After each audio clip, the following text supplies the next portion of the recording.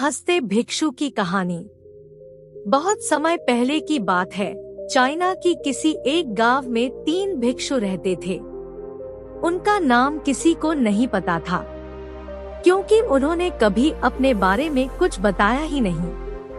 उन्होंने कभी किसी बात का जवाब नहीं दिया।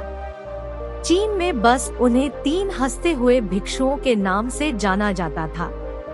वे तीनों सिर्फ एक ही काम करते, एक गांव में प्रवेश करते, बाजार के बीचों बीच खड़े होते और हंसना चालू कर देते। वे तीनों अपने पूरे अस्तित्व के साथ हंसते।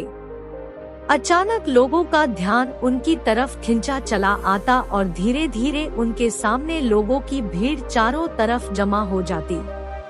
वे इतनी एकाग्रता और संपूर्णता के साथ हंसते कि उनकी हंसी देखकर सारा गांव हंसने लग जाता। जब वह पूरा गांव हंसी के समुंदर में डूब जाता तो वे दूसरे गांव चले जाते।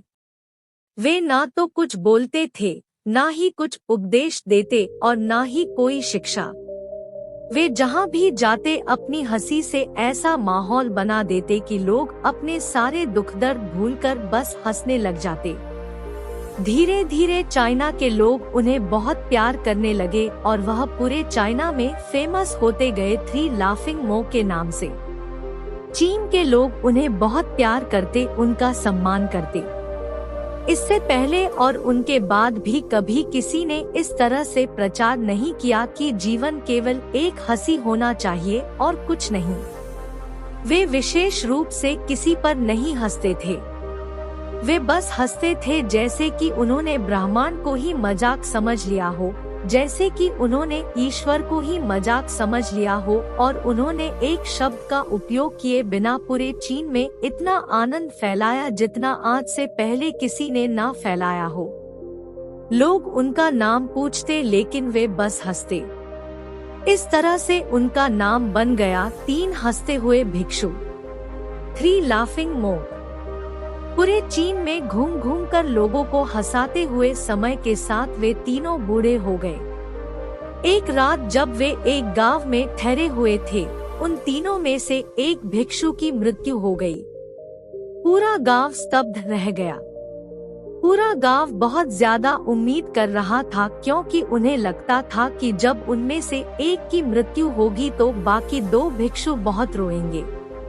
यह देखने लायक होगा, क्योंकि किसी ने भी इन लोगों को रोते हुए नहीं देखा था।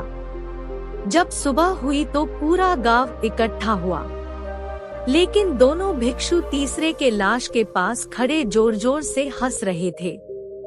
ऐसी हंसी जैसे उन्होंने आज से पहले कभी न हंसी हो। गांव के कुछ बड़े बुजुर्गों ने उन्हें समझाने की कोशिश की, यह आपका साथी था और इसकी मृत्यु पर आपको हंसना नहीं चाहिए। तब उस दिन पहली बार उन भिक्षुओं ने लोगों से बात की और कहा, हम हंस रहे हैं क्योंकि यह आदमी जीत गया है।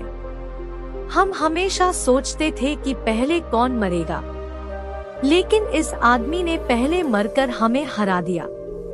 हम अपनी हार व इसकी जीत पर हंस रहे हैं। इसके अलावा ये कई वर्षों तक हमारे साथ रहा। हम एक साथ हंसे, हमने एक दूसरे की मौजूदगी, उपस्थिति का आनंद लिया। उसे अंतिम विदा देने का इससे बेहतर तरीका और क्या हो सकता है। हम केवल हंस सकते हैं। लेकिन पूरा गांव उदास था। जब मृत भिक्षु के शरीर के अंतिम संस्कार के लिए चिता पर लेटाया गया तो सारे गांव वालों को एहसास हुआ कि शेष वे भिक्षु केवल मजाक नहीं कर रहे थे। वे तीसरा जो मृत था वह भी हंस रहा था। चीन में यह प्रथा थी कि जब एक इंसान की मृत्यु हो जाती थी तो उसके पुराने कपड़े उतारकर उसे नहला धुला कर नए कपड़े पहना दिए जाते थे। लेकिन मरने से पहले उस भिक्षु ने अपने साथियों से अपने कपड़े न बदलने के लिए कहा था। तीसरे भिक्षु ने कहा था, मुझे स्नान मत करवाना क्योंकि मैं कभी अशुद्ध हुआ ही नहीं।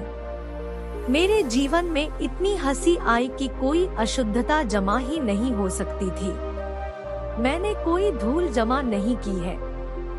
हंसी हमेशा युवा और ताजा होती है, इसलिए मुझे नहलाकर मेरे कपड़े मत बदलना।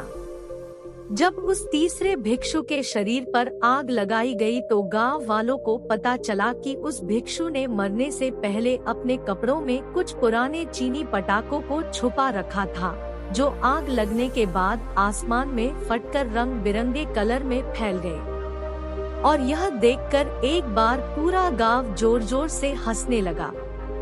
इस तरह से वह तीसरा भिक्षु मरने से पहले भी गांव वालों को हंसा गया। और यह देखकर शेष दोनों भिक्षुओं ने कहा, चालाक आदमी, तुम मर चुके हो, लेकिन तुमने हमें एक बार फिर हरा दिया।